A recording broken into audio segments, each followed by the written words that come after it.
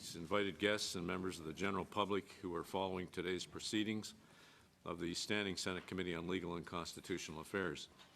Today we continue our consideration of Bill C-16, an act to amend the Canadian Human Rights Act and the Criminal Code. And with us today for the first hour are from the Sherbourne Health Centre, Devon McFarlane is the Director of the Rainbow Health Ontario, and from Marnie Panas Consulting, Marnie Panas, Diversity and Inclusion Consultant and Community Leader. Thank you both for being here today. Ms. Panas, we'll begin with you with an opening statement, and both of you, just to remind you, up to 5 minutes. My name is Marnie. I co-lead the diversity and inclusion work at one of Canada's largest employers. I am a woman, I am a daddy, I am transgender. I was assigned male at birth, but I've always been a woman. Gender identity is our internal sense of gender. I can't look at any of you and know your gender identity. Slow down just a bit, please, for translation purposes. Oh no, then I'm going to lose my 5 minutes. Well, okay. Too bad. Our gender expression is how we choose to show the world our gender. Even then, we can't make assumptions. I only began expressing my true gender after I transitioned at the age of 42. Gender expression and gender identity are completely different terms and subject to different forms of discrimination. Both terms must be reflected as protected grounds in Canada's Human Rights Act. Most provinces and territories now include protections for gender minority people. This proves that no argument against Bill C-16 is legitimate. The people of these provinces have retained all of their rights, all while affording the same protections and opportunities to the transgender, two-spirit, and gender-diverse population. It would be very perplexing and disconcerting not to provide similar protections in the Canadian Human Rights Act. Without inclusion, it leaves a patchwork of protections. This means a customer in a bank in Alberta is protected from discrimination, but the clerk who is serving them is not. There are still transgender Canadians who we essentially force to be sterilized through medical intervention just to get correct ID in order to have access to the same rights and privileges that other Canadians have. Transgender people continue to face extreme violence both domestically and globally. Crimes against us tend to be more violent and horrific than crimes against any other people. In the United States, transgender women have a 1 in 12 chance of being murdered in many states, and this was before the current administration removed any national protections for trans Americans. It is estimated that the majority of hate crimes that are committed are against transgender people, but we have no way to report, track, or prosecute these kinds of hate-motivated crimes in Canada. Those who oppose this bill often make the argument that protecting transgender people somehow puts women and children at risk. It's ridiculous to think that someone who would assault another person is just waiting for you to change words in legislation or the sign on a bathroom door to carry out their violence. If your argument truly is about protecting people, then pass Bill C-16 as is, because I can assure you the person most likely to be assaulted, raped, or murdered in a public space is me, a transgender woman. Transgender people are more at risk from society than society will ever be from us. Further, framing the amendments to the Criminal Code of Canada as a free speech issue is a strawman argument used to instill fear where there is nothing to fear. This amendment will protect one of our most marginalized groups of people. It does not take away your right to say what you wish any more than protections added for race, religion, sexual orientation, and disability have. Purposely using incorrect pronouns does not make you a criminal, it only makes you disrespectful. But assaulting us, killing us, or inciting others to do the same simply because of who we are and that we do not fit how some in society define gender, that's a different matter. Do not let those who oppose this bill on fabricated grounds and hypotheticals cause you to leave a section of your population vulnerable to the very real risks that we face every single day. Just a little slower. We won't see a drop in suicide rates, discrimination, and violence against gender minority people the day after the legislation is passed, but this is a crucial and necessary step to start normalizing the conversation around transgender people, to recognize that we do exist and that we are humans too, that we want, need, and deserve the same things as you, that we are not a threat to society but have many amazing and beautiful gifts to offer our community, that we are worthy of being respected, protected, and loved. As a Canadian and a human being who, like you, wishes for nothing more than to provide for my family, obtain an education, do meaningful work, and contribute to my community, as a member of a small but vulnerable group of people who is trying to simply survive in a society that would often rather we not exist at all, as a parent who wants nothing more than my 10-year-old son to grow up in a country where he has the same opportunities to thrive as anyone else, no matter who he is or who he becomes, a little boy who just wants to see his daddy, this woman before you, happy, healthy, and safe from discrimination, intolerance, violence, and hate. It is essential that you pass Bill C-16 without amendments as soon as possible. In a world that is consumed by intolerance, injustice, and hate, you have the opportunity the obligation to honor the core values of our country, to lead the entire world and tell our most vulnerable Canadians that you are welcome here, you belong here, you are safe here. And those are words many of us transgender people rarely ever hear. Thank you. Comfortably under the 5. I should mention that both witnesses have requested that they be referred to by their first names. Yes, So please. I will Please, thank respect that. Devin, the floor is yours. Okay, thank you. Thanks for having me here today. I'm here as the Director for Rainbow Health Ontario to discuss how human rights impact health. I'm here for trans health. C-16's implications are no less than critical. Health stems from more than genetics, how often we see a doctor, or our habits. Income, employment, housing, and social supports are all major factors, especially so for trans populations whom, as you've already heard, experience discrimination in all these areas. As well, we regularly suffer identity-based harassment and violence. Human rights laws protect people in part by existing and setting the social climate. Passing C-16 will send a clear message to Canadians that trans people are valued and worth protecting in society. It will also send a message to trans people about our safety and belonging in this country. Studies in U.S. states have found that lesbian, gay, and bi people in states without explicit rights protections had significantly worse mental health, including anxiety, chronic depression, and PTSD, than their peers in states that had these protections. People in these states without protections also had a higher chance of having multiple conditions at once.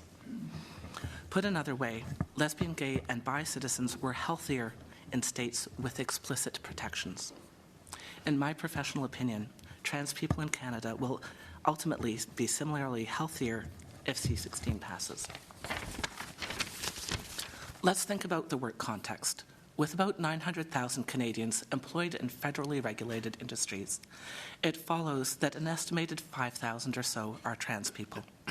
They currently have no explicit legal protection from gender identity-based workplace discrimination. Long ago, personally, I was afraid to pursue transition in case I got fired. Eventually, I found the courage to move forward.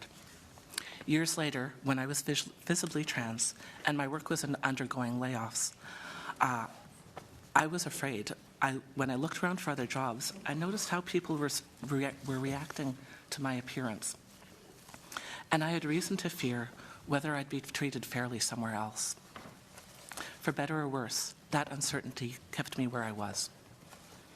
The TransPulse study found that, as I have, 17% of participants turned down job prospects due to safety concerns.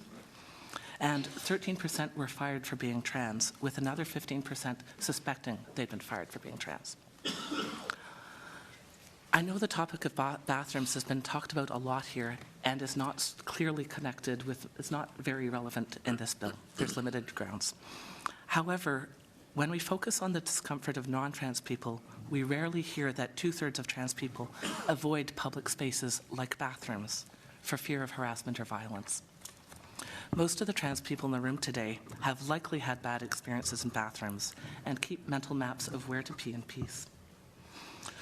With this comes significant discomfort, if not outright pain, from holding it when we can't find a safe washroom. This has health consequences. In a U.S. study, 54% of trans people developed problems like dehydration, urinary tract infections, or kidney infections. 6% had to seek medical care. Can you imagine being afraid to drink some water in case you were somewhere where it wasn't safe to use a washroom? Or can you imagine needing to see a doctor because of having to hold it? As a trans person, I'm grieved and outraged by this. As a healthcare administrator, I think it's very sad to be spending healthcare dollars on problems caused by discrimination, problems that are totally avoidable. We can't talk about trans people in Canada without talking about the epidemic levels of violence we face, as many people have spoken about before me. Experiencing violence hurts mental and physical health, even more severely when it's identity-based. 20 seconds? TransPulse found that 1/5 of respondents had been physically or sexually assaulted for being trans. Violence against trans people is frequently particularly vicious, and the risk is higher for some than others. Trans women who are racialized are most at risk. Given that, from a population health perspective, there's no question that Bill C-16 is urgent. In the 12 years that Canada has spent mulling over trans rights bills, from initial concept to tablings, many lives have been hurt or lost through anti-trans discrimination, all without identity-specific legal recourse. By passing C-16, you can send a message to all Canadians about who is valued, who is worth it protecting, and who has a right to breathe. Thank you. Deputy Chair, Senator Baker. Thank you. Thank you, Mr. Chairman, and thank you to the witnesses and the presentations here today. I just have one question. We're going to hear from, as far as epidemiology is concerned, we will be hearing from the expert in a few moments, Dr. Bauer. And you're nodding your head so you know exactly what I'm referring to. The second thing I'd like you to comment on is that the seminal case in Canada for recognition of what we're talking about in vital statistics, your driver's license, your whatever. The seminal case is a case called XY versus Ontario back in 2005. The other provinces seem to be falling in line with that decision to recognize and to respect a person's gender, lived gender. So could you comment specifically, Devin, because you spoke about health, about Dr. Bauer, and about the progress that's been made in the province of Ontario in recognizing what you were talking about here today. So the progress around recognizing people's gender on legal documents and identity documents. Yes. That's a very important thing to be able to have the gender markers that are displayed reflect people's gender identities. The reason for that is that it protects people's safety. In part, if I display my identity and it has an F or an M and that doesn't correspond with my gender identity, with the way I'm presenting, that outs me as trans and that puts me at risk for violence. So this is a very significant step in protecting trans people's safety and lives. Dr. Bauer. Dr. Bauer's work in Ontario. Do you have any comment on that? It's groundbreaking internationally, and it's absolutely vital. It has been referenced in many, many sources. It's been used across Canada and internationally. Certainly within Canada, it's been used to support an understanding of what's happening for trans people. Thank you. All right, move on to Senator Platt. Thank you, Chair. Well, my questions are to both Marnie and Devin. Gender expression refers to how a person publicly presents their gender. And this can include behavior and outward appearance such as dress, hair, makeup, body language, and voice. This bill explicitly puts gender expression into the criminal code as an identifiable group. Presently, an identifiable group is any section of the public distinguished by color, race, religion, national or ethnic origin, age, sex, sexual orientation, or mental or physical disability. To qualify under the hate crimes provision, an accused would need to have demonstrated a bias, prejudice, or hate to this identifiable group. While it isn't explicitly clear, it could be argued that transgender people could qualify as an identifiable group under gender identity. However, gender expression encompasses no such a group. Everyone expresses his or her gender, and there is no way to categorize such expression into a group. As a matter of fact, EGEL Canada has even come out with concerns on gender expression. How can you make a case that gender expression, not gender identity, but gender expression is an identifiable group? Do you want to go first? Okay. First off, I'd like to state people the senators around the table may or may not already be aware that last Thursday, IGAL put out a statement explicitly mentioning their support for including gender expression in this bill and clarifying their previous statements. Gender expression is really important to include in this bill for a number of reasons. In part, people's identity development evolves over time. So that can mean that before somebody has a transgender identity, they may be exploring, or before they're sharing that with the world, they may be exploring how they're presenting in society. So, for instance, in the years where I was very androgynous presenting, but had not come out to the world as trans, I would have been protected under the grounds of gender identity, gender expression rather, if somebody had attacked me. If I may add, for 42 years, I hid my truth as a transgender woman, as a person, as somebody who has struggled with my journey for all those years. You couldn't have looked at me and knew what my gender identity was. The moment I mentioned that I was transgender, I was already subject to extreme levels of discrimination. When I start to express my gender, the types of discrimination is quite different and quite distinct as well. The two are separate because my identity is who I am. It's internal. It's not. You can't see that. I can't look at any of you, even if your clothes were off, and know what your true gender identity is. But the moment that you choose to express it, the level of discrimination changes. They are different, and therefore they must both be included as protected grounds because they are quite distinct, and the levels of discrimination are quite clearly different that we experience. So there should be something in the criminal code that allows me not to express myself the way I want because I have my hair in some way. I become part of an identifiable group. I don't follow that. Again, the gender identity, you have both chosen to come out the way you have, and I respect that. But that is very identifiable. Gender expression is not identifiable. By your very question and the statement that you read about how we present ourselves with our clothes, with our makeup, the ID that we have, all of those things are an expression of our gender. You said yourself, you defined it for us in your question, that is already identifiable. No, I don't agree that it's a group, but thank you, Chair. Okay, thank you, Senator Jaffer. Thank you to both of you for being here. Certainly appreciate your presence. It takes a lot of courage to come publicly. Yesterday we had a number of panels, and it was a very interesting evening. And for me, it was very tough last night because what I heard, it was,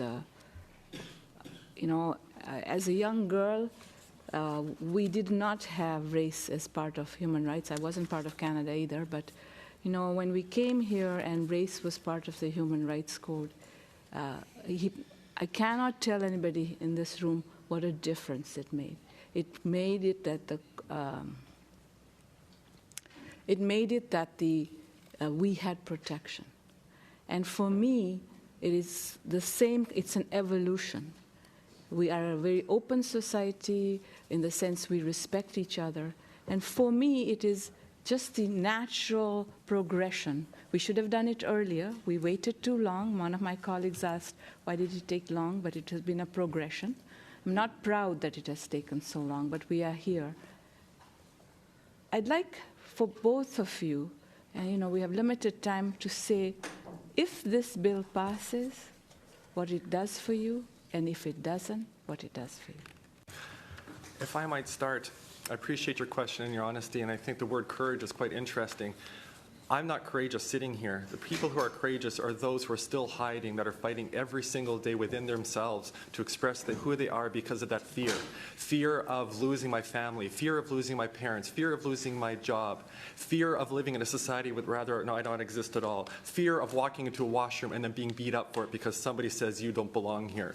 That's courage, living in that fear and embracing it. This is the easy part, so I respect that. And I understand that many of you sitting at this table heard some really disturbing testimony yesterday that made you feel really uncomfortable, and it should make you feel uncomfortable. But you were able to walk away from it yesterday. you were able to step away from it and reflect on it. For transgender people, for people who are in this journey, this is something we hear every single day, all day long, in all aspects of our lives. We don't escape this. What this law will mean to me is that we will be people too, recognized in this country, and that we can just say to we can have access to protections. That if we are fired because of who we are, we have recourse for that. We don't have those things as it stands. That's just one example. But very personally, that I can feel like I'm a human, that I have the same opportunities to thrive in this country as any other person in this room. And today we can't say that. Devin? When I think about, excuse me, when I think about what I've heard from my friends and colleagues about what this bill will mean to them, it's that weight off the shoulders. It's the knowing that our government is standing behind us. It's a very vulnerable place to be feeling that as a person, my government isn't recognizing me. So I think that weight off of people's shoulders, our government believes we have the right to exist. It's very simple and very profound. Thank you, Chair. Senator Dagenet. Thank you, Mr. Chair. My question is addressed to Marnie. Given the testimony we have heard so far, it's quite clear that we are very far from reaching a consensus on the wording that should be used. Should we say gender identity, gender expression, and so forth? But whatever we use, I'm convinced that this won't necessarily be easy to enforce. But from your point of view, do you have a preference of wording that would make all this less ambiguous when we try to enforce it? Thank you very much for your question. There does seem to be some ambiguity or confusion on the part of using gender expression, gender identity, but we have many provinces in this country that already have those explicit grounds. I come from Alberta, where gender identity and gender expression were added as explicit grounds on the basis of discrimination December of 2015 under Bill 7. And there has not been confusion regarding that. It has been very clear that, that those protections are in place. I think we're dealing on some hypotheticals here, but anywhere where jurisdictions have added that protection, we have not experienced any of the issues that you might be thinking of. Merci.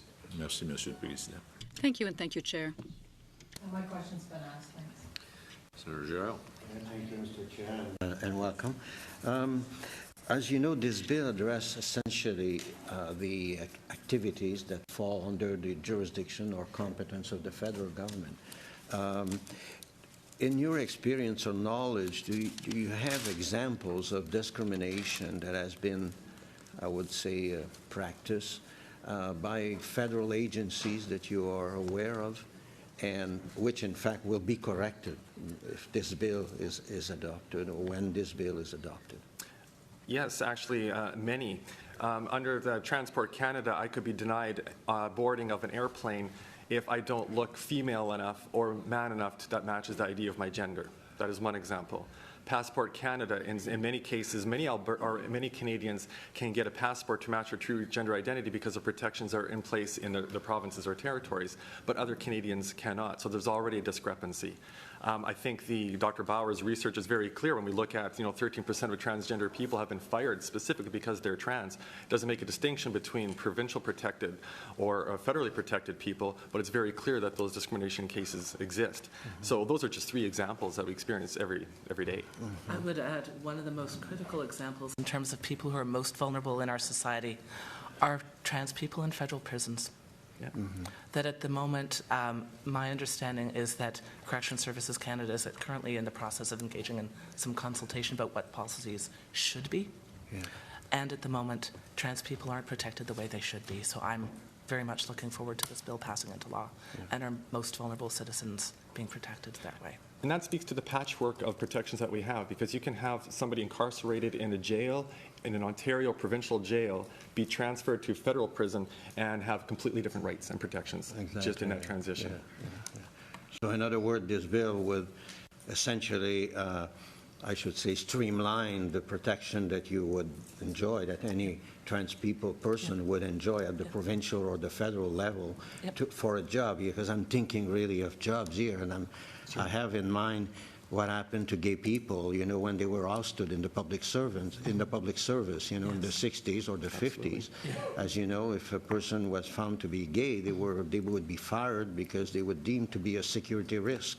You know, because they were deemed to be not being able to give an objective service to the public and whatnot. A risk of And I think that if we look where we have been, you know, in relation to gay people and where Canada is now, with gay premier, gay federal ministers and gay mayor and whatnot, nobody is questioning that they are not able to do the job that the public trust, you know, give to them. So it seems to me that this bill is a very important signal to normalize, if I could use that expression, the role and public responsibilities that trans people can have. You know, you should not be barred from running in an election if you're a trans people, no more than if you're a gay people. As we know, I don't need to give them names, but Canadian political scene is full of gay peoples who are elected, re-elected, and very much appreciated by the public. So I don't see why, you know, trans people should not feel exactly the same opportunity in relation to seeking public trust in performing, you know, public responsibilities and duties. And it seems to me that the government will have certainly to review its practice. I'm talking of federal government here.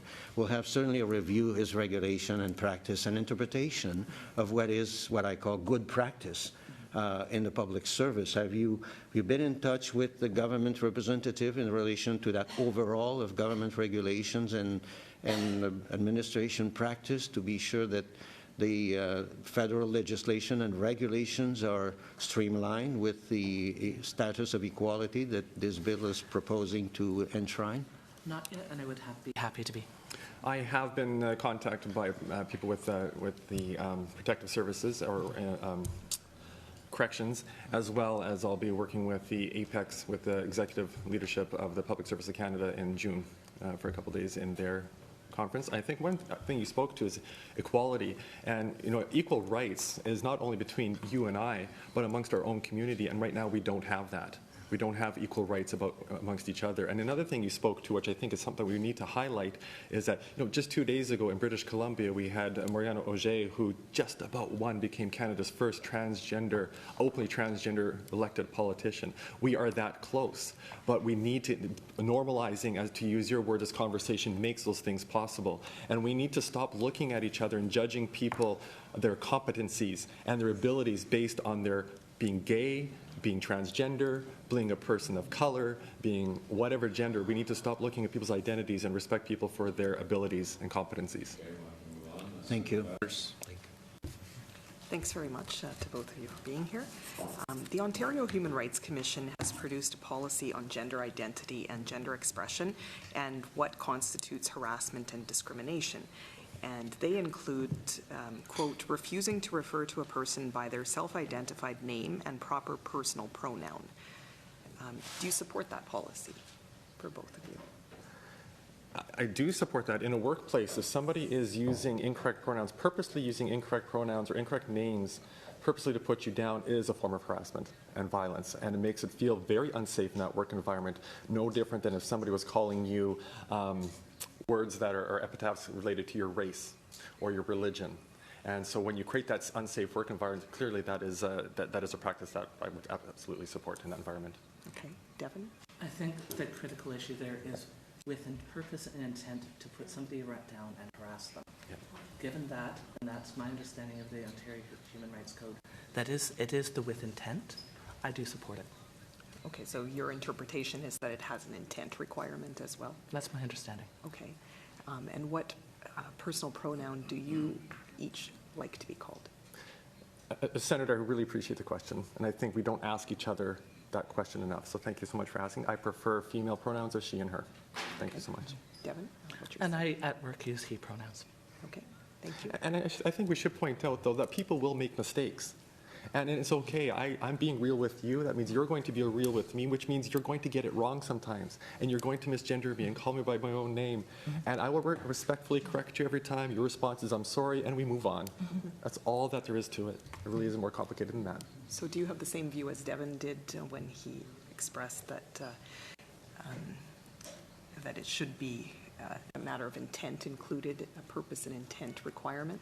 Of course, if somebody is purposely misgendering me to put me down and hurt me, which is often the case when people want to go to that place to hurt me, it's usually to attack my gender. Clearly there's intent behind that, and you can clearly tell the difference. That I do support Devin's statement. Yeah, it's very common to make slips around somebody's name or pronoun, but a slip with an apology, say, sorry, meant no disrespect, tends to be something that people are aware happens. Right. What about some of the other personal pronouns that we've been hearing a little bit about? And frankly, this is a new subject area for me, so it's not something that I'm familiar with.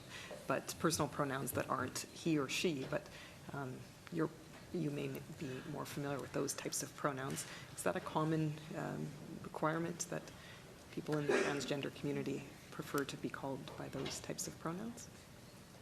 I think what we do is exactly what you did. Ask somebody what do they prefer to be called when you don't know for sure. And somebody may give you a different pronoun, and really names are what these pronouns are what we've created. If I know that I'm using a term or something that offends somebody, my good nature and my heart will allow me to stop doing that. It's just simple decency and courtesy to respect what people want to be called. It's just really as simple as that. Do you have any comment on that? I would agree with Marnie. Okay, thank you. All right. Senator Dupuis. Merci d'être ici ce matin. Thank you so much for being here with us this morning. I wonder whether you have been consulted by the Federal Minister of Labour and Social Development after a complaint heard at the Canadian Commission for Human Rights. There was a decision, a ruling, and basically an agreement between that department and the plaintiffs.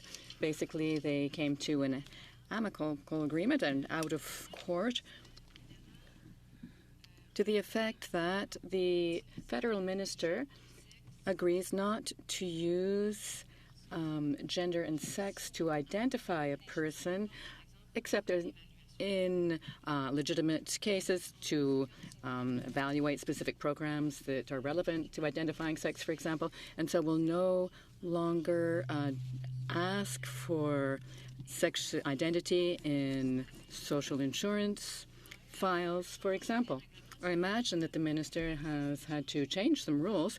Senator Joyard was mentioning that rules and approaches and habits will need to be changed. And are you aware of that work or of the complaint that led to that agreement? To both of you, please. I'm familiar exactly with the initial complaint, but I'm familiar with the outcome, and it's something that we face all the time. When you look often at the question about gender on forms, the gender and ID, like the social insurance number, really what we're asking is, what is the purpose of even asking that question? Because quite often, you called it yourself, you called it a habit.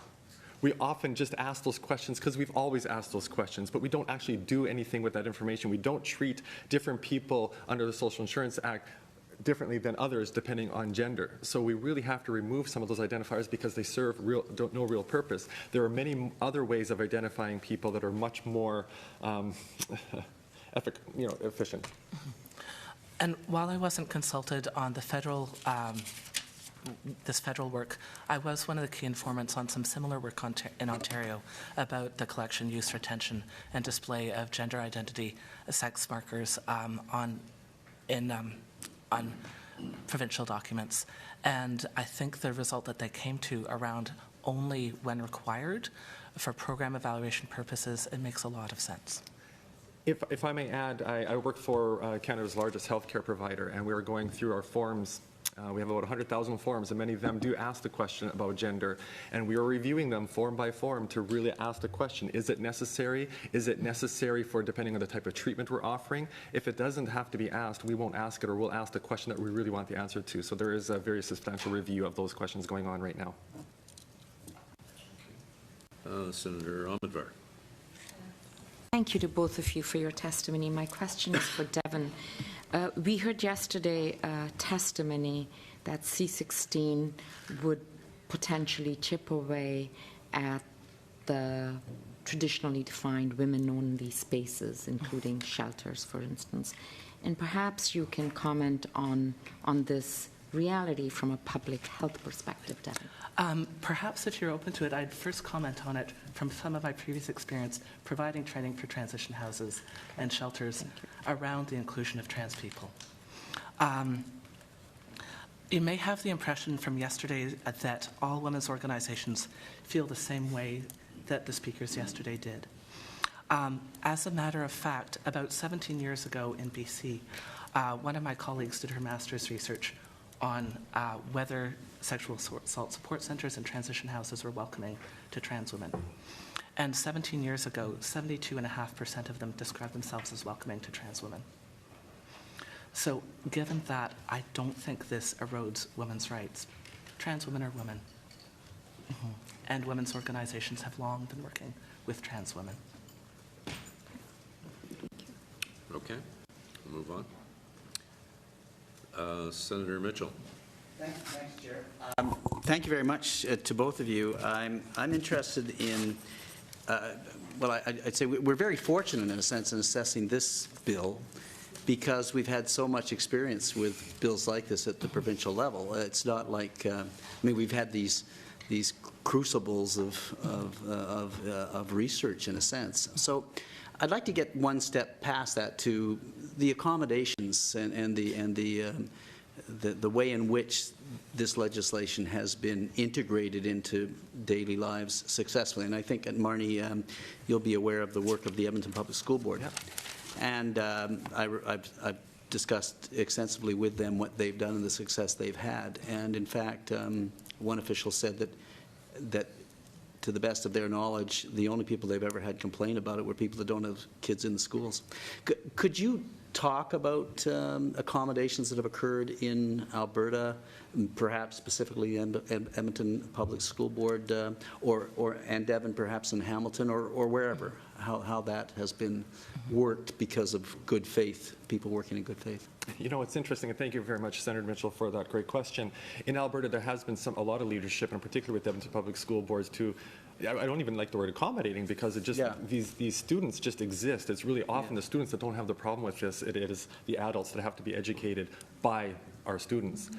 So Edmonton Public School Board has done a great job. Where I really would like to draw the attention to is the Edmonton Catholic School Division, however, where I've gotten involved in a lot of my work is that we have a transgender or non-conforming child who expresses their gender, and they've essentially forced that child to go into a gender-neutral washroom way on the other side by the office, essentially escorted by a teacher, essentially outing that child every single time that they have to use the washroom, to a point where the child just stops going to the washroom and holds it, as you articulated. And when children are doing that, are too scared to go to the washroom and holding it all day until they get home, those are real issues. So those are challenges we still face even back home.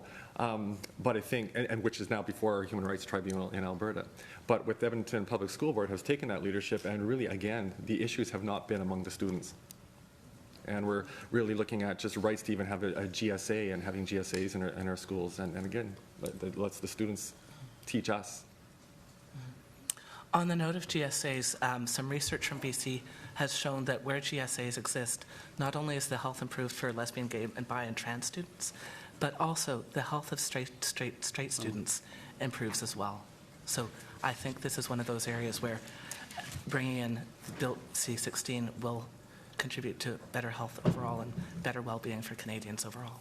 And I think we can extrapolate from that, because when you create a safer environment for one marginalized population, when you increase the experiences and improve the experiences for one group of people, society benefits. We up the bar. We up the bar in what we expect of each other. We up the bar in what we expect from our government and from the people providing services. We improved experiences for one, but this is a much bigger conversation to create a better place for all of us to exist in. When you say GSA, it's Gay Straight Alliances. That's correct. Yeah. Sometimes gay straight alliances, sometimes gender sexuality alliances. Okay. Could Vary I- school to school. Thanks. Yes. One of the issues that trans people face is access to medical care, and often there is discrimination there, surprisingly. I wonder if you could explain your experience with that and what needs to be done and why it happens. Okay. I can take that one. With Rainbow Health Ontario, part of what we do is provide training for healthcare providers across the province.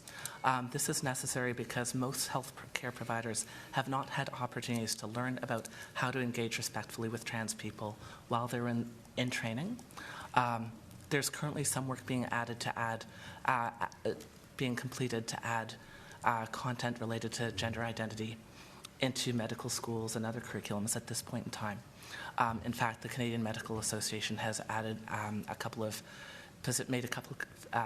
adopted a couple of position statements a few years ago where content should be added into curriculum.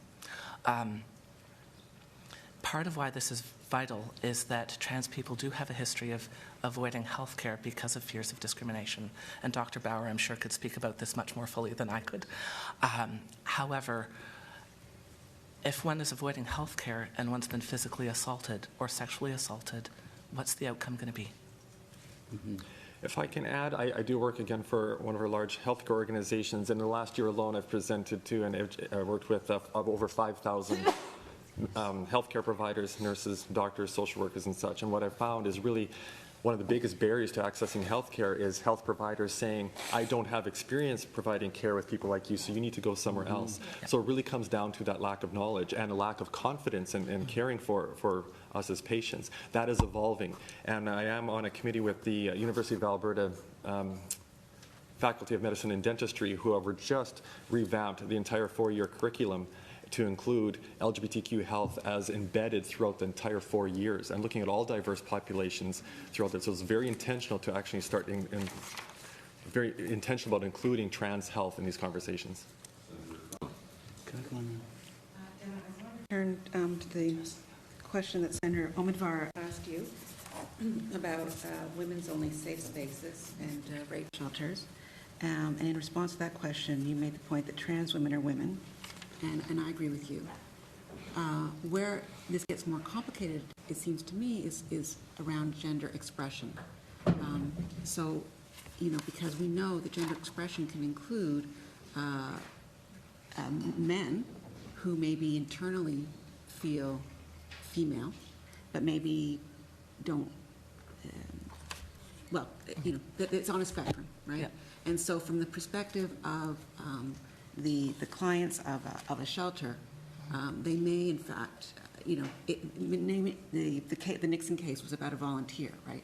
So a transgender woman is a woman, fine, but what if that volunteer is someone who is protected because of gender expression, and their gender expression still has them physically presenting as male? Do you understand my question? Like, how in this clash of potential rights, this is where I'm concerned that gender expression is just too vague. Okay. Thank you for your question. One of the things that I've noticed that's come up a lot in the conversations about male and female is that it's been positioned as a binary, and in fact, there's many more sexes than that. There's people may or may not have heard the terms intersex, or an older term that's no longer used, hermaphrodite. But there's many people whose bodies don't correspond to medical definitions of male and female. It's about 1 in 200 people, in fact. So when we think about gender expression, and considering that grounds to be challenged, some of the challenges with that is that people who are genetically female may grow beards. People who are genetically female may wear pants. Traditionally, we've seen that as a male gender expression. So there's some challenges around that.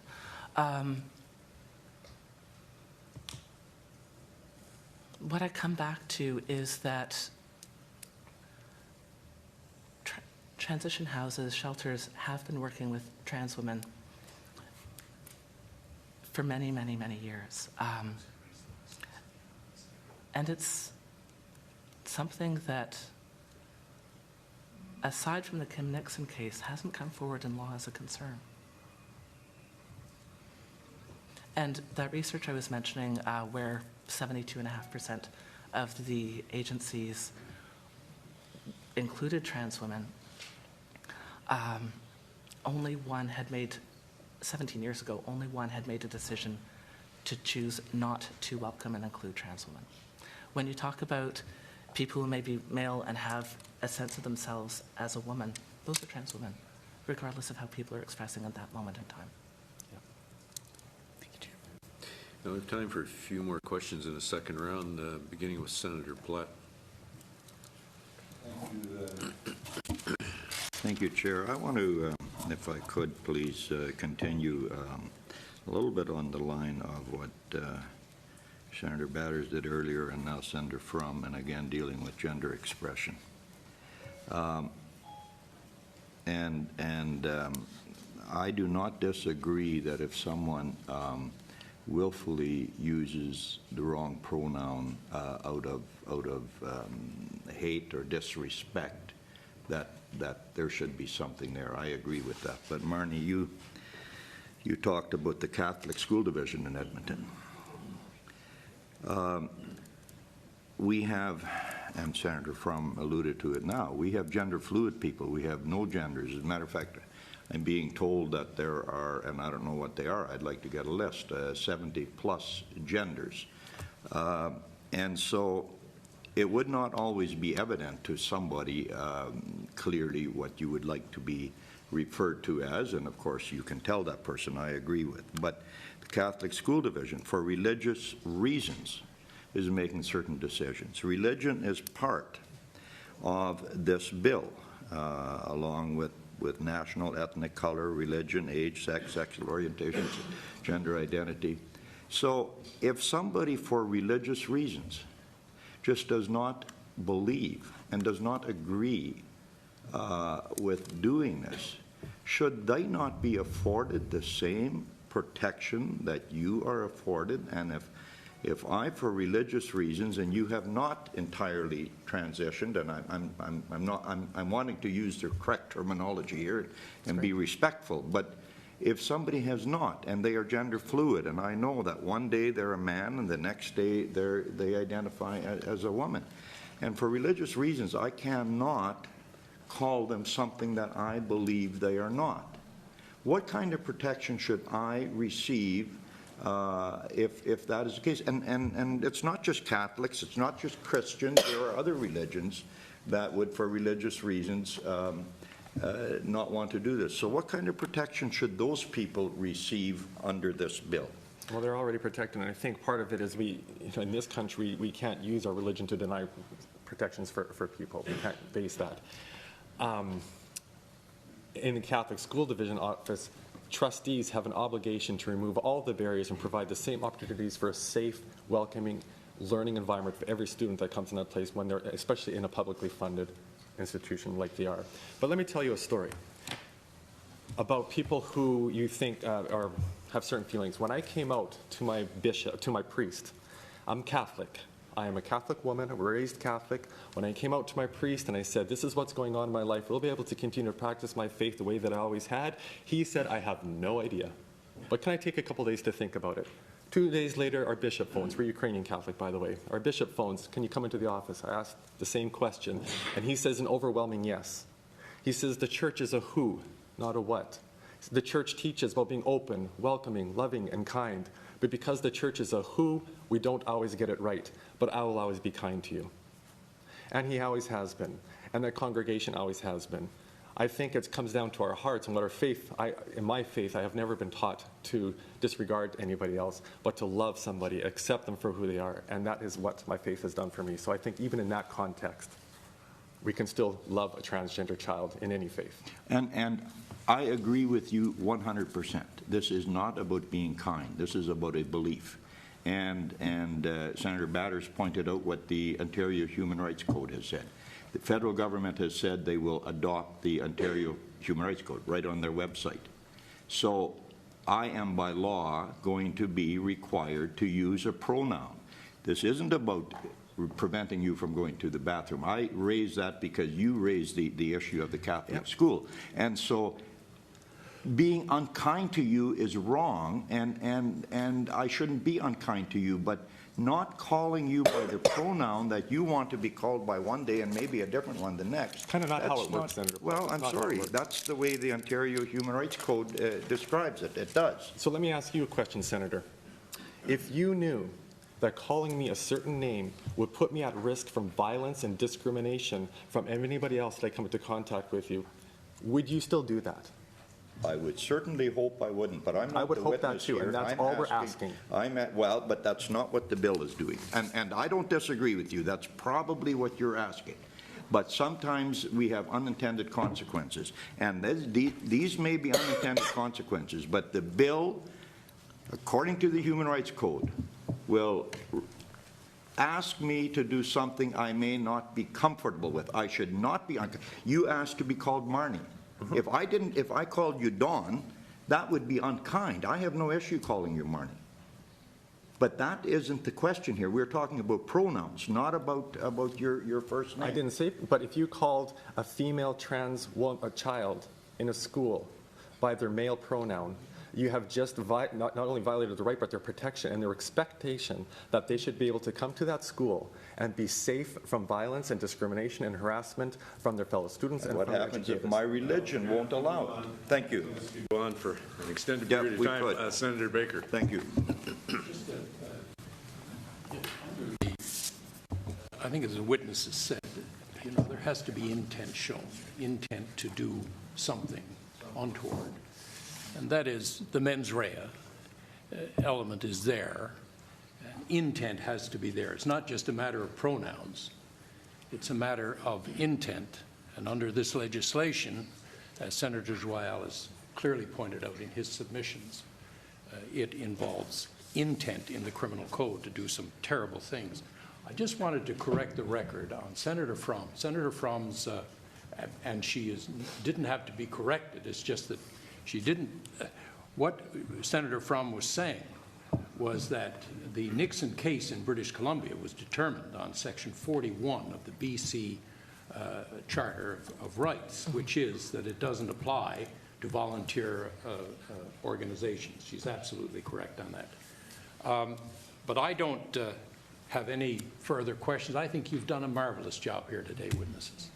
Thank you. Yes, thank you, Chair.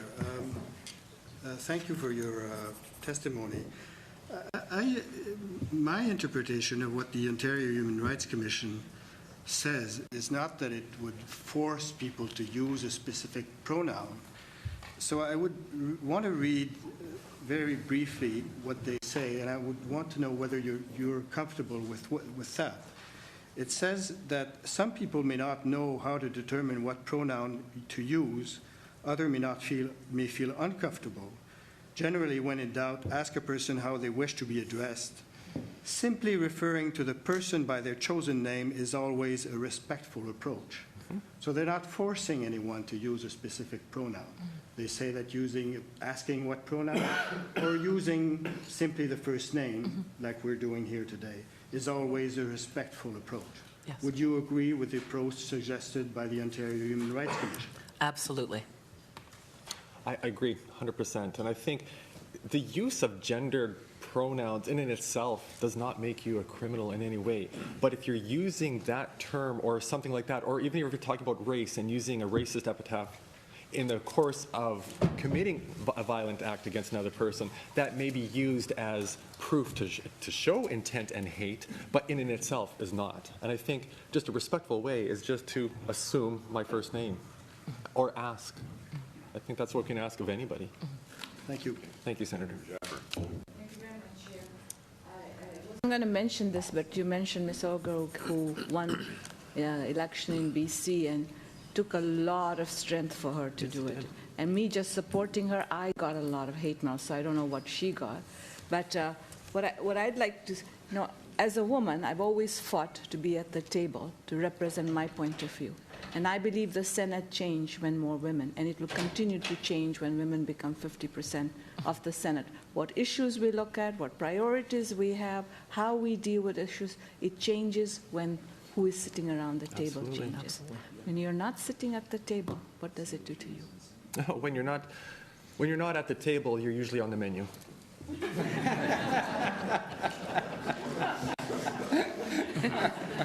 Devon? I think it's vital to be at the table to bring forward the issues and help shape the conversation. Otherwise, I would agree, being on the menu in terms of not, it's very easy for conversation to shift a little sideways from the way that people themselves would present an issue. So here today, I very much appreciate the opportunity to be at the table.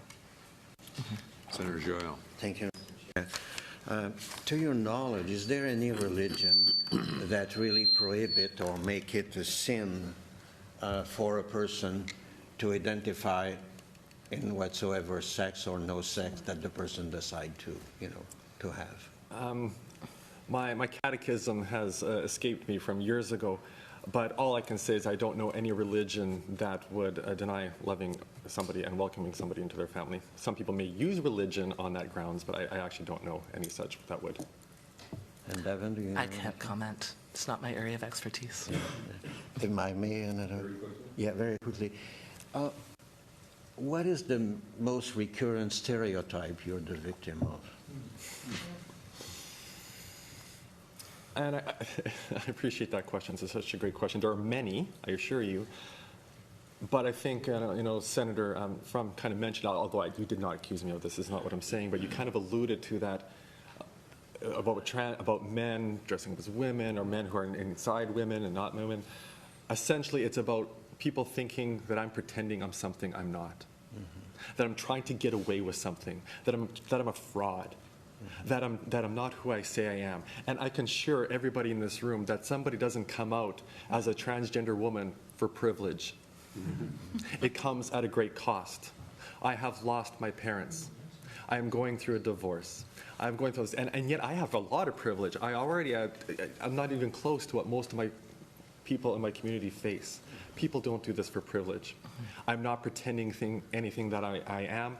I'm finally living who I am. And that is the real disconnect. And I think that is that underlying bias that really perpetuates a lot of this intolerance and discrimination, that transgender women aren't truly women. Our journeys to womanhood and understanding our roles in womanhood are different than cisgender women, as it is for an Indigenous woman that is different from a white woman, or a woman of color, or a Muslim woman. We all have different journeys to bring us to this place as being a woman. But the fact is, I'm real.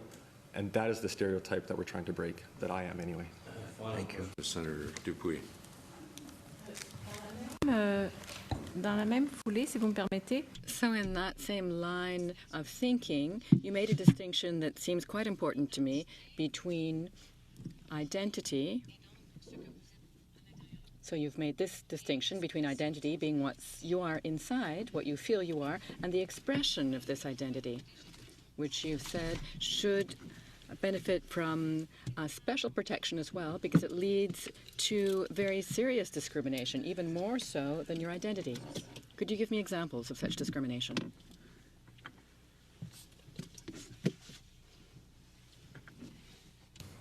I'll give you an example. I have a friend of mine who is 10 years old. She was gang raped. She was presenting as male, but she could not hide her gender identity at the time. There was no masking it. She has survived that, and even though suicidal at age 10, if you could possibly imagine, is now 68 and a retired physician, a very prominent and very respected physician, but has lived 58 years with the PTSD from that moment. As soon as these boys and their brothers in that class discovered what her identity was that she couldn't hide, it has caused her a lifetime of turmoil.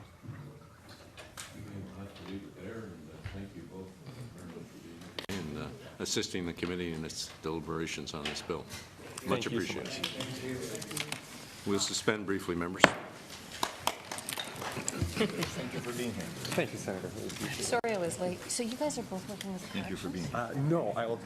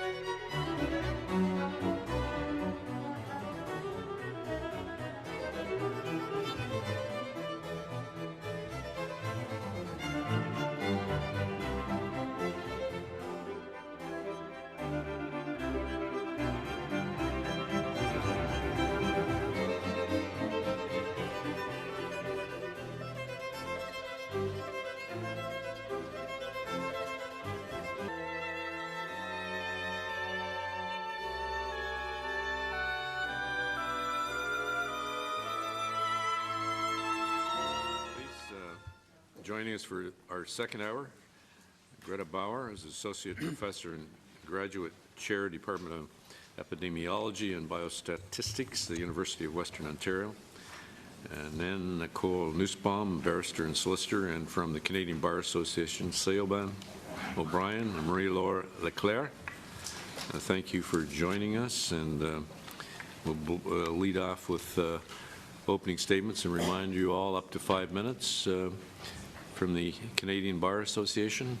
Not sure which representative. Are you sharing this, or okay? The floor is yours. The floor is yours.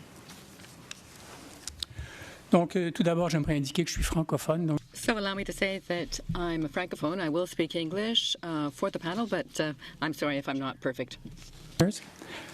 My name is Marie-Laure Leclerc. My colleague and I are appearing today on behalf of the Canadian Bar Association. The CBA is a national association of 36,000 lawyers present in the 10 provinces and 3 territories, Quebec notaries, law professors and students, with a mandate to promote improvements in the law and the administration of justice. I'm a former executive member of the CBA's Sexual Orientation and Gender Identity Community Forum, or SOGIC as we know it, CORIS en français, la Conférence sur l'orientation et l'identité sexuelle. SOGIC's mandate is to address the needs and concerns of lesbian, gay, bisexual, transgendered, and two-spirited people within the CBA. Good morning, Honorable Chair, Senators. My name is Siobhan O'Brien. I'm a member of the CBA's Labor and Employment Law section. The section's mandate is to consider a wide range of work-related issues from all perspectives, so labor, management, and neutrals. I practice labor and employment law as well as human rights law with an expertise in workplace issues related to the LGBTQ population. So we are here today with a simple message. The CBA support Bill C-16 without reservation or qualification. We encourage you to do the same. Human rights legislation is a powerful vehicle to guide understanding and education about the rights of all Canadians to redress harms caused by harassment and discrimination on prohibited grounds, and to advance a culture of inclusion and respect. The Canadian Human Rights Act is dedicated to the principle that all individuals should have an opportunity equal with other individuals to make for themselves the life that they are able and wish to have, and to have their needs accommodated, consistent with their duties and obligations as members of society, without being hindered in or prevented from doing so by discriminatory practices. The inclusion of gender identity and gender expression as prohibited grounds of discrimination will send an important signal to all Canadians that the transgender community is an integral part of our vision for a more tolerant and inclusive society. The hate crime provisions of the Criminal Code are intended to deter violence against vulnerable groups in society, the kind of violence that causes individuals to fear public spaces and forces them to defend their very humanity at every turn. The inclusion of gender identity and gender expression in the definition of identifiable group will send an important signal to all Canadians that the transgender community is an integral part of our vision for a safer and more democratic society. These amendments have been a long time coming. Too long, we say. In fact, the federal government finds itself as one of the last jurisdictions in Canada to acknowledge these rights in legislation. Yes, there continues to be opposition. Our written submission addresses some of the more current and, in our opinion, unfounded arguments against the bill, and we welcome the opportunity to address them during questions. Senators, we'd like to focus on what Bill C-16 will achieve. The Bill C-16 amendments to the Canadian Human Rights Act will make explicit that it is a discriminatory practice for employers and for providers of goods, services, facilities, and accommodations to deny or differentially or adversely in the provision of any good, service, facility, or accommodation on the basis of gender identity and gender expression. It will be a discriminatory practice to refuse to employ or to continue to employ any individual based on gender identity and gender expression. It will be a discriminatory practice to adversely differentiate in the course of employment based on gender identity and gender expression. It will be a discriminatory practice to establish or pursue a policy that deprives an individual of employment or opportunities in employment based on their gender identity or gender expression. And it will be a discriminatory practice to harass an individual on the basis of gender identity and gender expression. Okay. Ms. Bauer. Honorable Chair and Senators, it's my pleasure to be here today to speak with you and to share with you some of what my community and academic colleagues and I have learned in over a decade of research on trans people in Ontario. I'm going to be presenting data focusing on data from TransPulse, funded by the Canadian Institutes of Health Research, as we've published 21 academic peer-reviewed papers off of this, in addition to 3 book chapters and 14 reports or bulletins. So I'm only going to focus on a few key points. So in most regards, trans people in Ontario are similar socio-demographically to the population. Best estimates are that 1 in 187 people are trans. 80% of trans people knew prior to the age of 14 that their gender did not match what other people assumed it to be, even though most didn't begin living in that gender until much later. About 1 in 5 is non-binary and has a deeply held sense of themselves as something that doesn't fit neatly into male or female. There remain threats to the safety of trans people, negative impacts on their physical, mental, and social well-being, and challenges to their full participation in Canadian society. I'm just going to read off a few quick statistics on trans Ontarians. You've already heard that 13% have been fired for being trans, but another 15% were fired and thought it might be because they were trans. Can't always tell. 58% could not get academic transcripts with the current name or sex designation. Median income was $15,000 a year. Even amongst those who were living full-time as men or as women and had legally changed their names to reflect this, 70% had not been able to legally change the sex designations on all of their identity documents. 20% report physical or sexual abuse for being trans, and an additional 34% harassment or threats. Many did not report these assaults to the police. In fact, 24% report being harassed by the police. 32% as a result have had to move away for their safety or to access services, and this number was double amongst Indigenous gender-diverse participants. 77% worried about growing old as a trans person. And I could go on like this, but I think we understand some of the situation. So what I want to say is that despite the great resilience that trans people have, these experiences have consequences in creating a sense of hopelessness and creating fear of continual discrimination. So we know that trans people avoid medical care. We know that 21% have avoided going to the emergency department in a potential medical emergency. Can you imagine feeling safer outside of the emergency department in a potential emergency? And our data support the potential for social inclusion and gender affirmation to have strong positive impacts on the well-being of trans people. And we've seen this for the impacts of parental support for gender on trans youth. We've seen this in a lot of areas, but I just want to focus on one because we've recently done a very detailed analysis looking at intervenable factors that have the potential to reduce suicide risk in trans people. And we know that suicide risk, it's high. We know that it's not evenly distributed. Those who've experienced violence are at more risk of suicide.